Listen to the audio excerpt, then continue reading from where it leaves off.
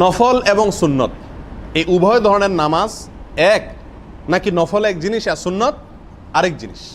অনেকে এই প্রশ্নটা করে থাকেন। নফল শব্দের অর্থ হলো অতিরিক্ত, এক্সট্রা। আর সুন্নত বলা হয় যে আমলটি রাসূল আকরাম সাল্লাল্লাহু আলাইহি সাল্লাম করেছেন অথবা করার নির্দেশ দিয়েছেন, সেটা হলো সুন্নাত। তো ফরজ বা বাধ্যতামূলক অপরিহার্য যে আমল বা করণীয় আছে সেগুলো বাদে যেগুলো এক্সট্রা আমল আছে সবগুলাই কি নফল। আর রাসূল আকরাম সাল্লাল্লাহু আলাইহি ওয়াসাল্লাম করেছেন অথবা করতে বলেছেন সেগুলো সবগুলা সুন্নাত। তো নবী আলাইহিস সালাম যেগুলো করতে বলেছেন বা করেছেন সাধারণত ফরজ ওয়াজিব বাদে যেগুলো আছে সেগুলো কি সাধারণত কি বলা হয়? সুন্নাত বলা হয়। সেই হিসেবে নবী আলাইহিস সালামের সকল সুন্নতই নফল। যেমন 3 ঢোকে পানি খাওয়া সুন্নাত,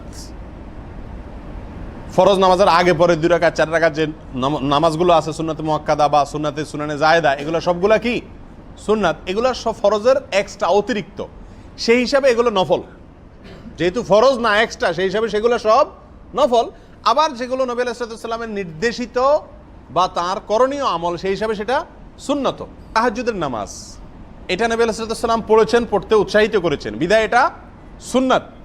একই সঙ্গে সেটা আবার কিও নফলও। নফল মানে কি এক্সট্রা, এটা সুন্নত আবার নফলও। আবার কিছু আমল আছে যে আমলগুলো রাসূল আকরাম সাল্লাল্লাহু আলাইহি সাল্লাম নির্দেশ করেননি অথবা তিনি করেননি, অথচ সে আমলটি আমি করছি এক্সট্রা হিসাবে। যেমন কথার কথা, এখন জোহরের নামাজ হয়ে গেল আরও 1 ঘন্টা আগে, আপনার এখন মনে চাইলো যে আমি একটু আল্লাহর কাছে দোয়া করি। তো এই সময় দোয়া করার জন্য কোনো নির্দেশ কোরআন হাদিসে বলা হয় না, আপনার মনে চাইছে তাই আপনি করছেন, তাহলে আপনার এই দোয়াটা নফল, এক্সট্রা, সুন্নত নয়।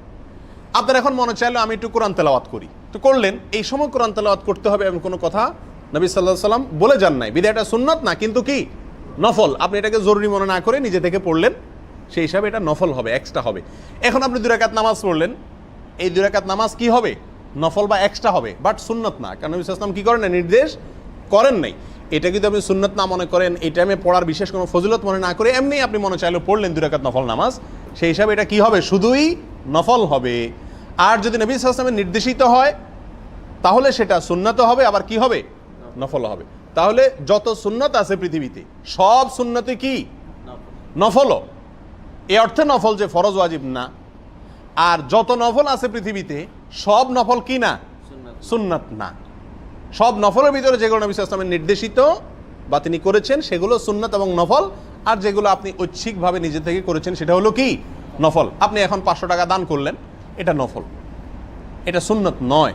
তবে হ্যাঁ, কোনো বিশেষ সময় নবী সাল্লাল্লাহু আলাইহি ওয়াসাল্লাম দান করেছেন, সেই হিসাবে আপনি দান করেছেন, তাহলে সেই দানটা হবে নফলও আবার সুন্নত।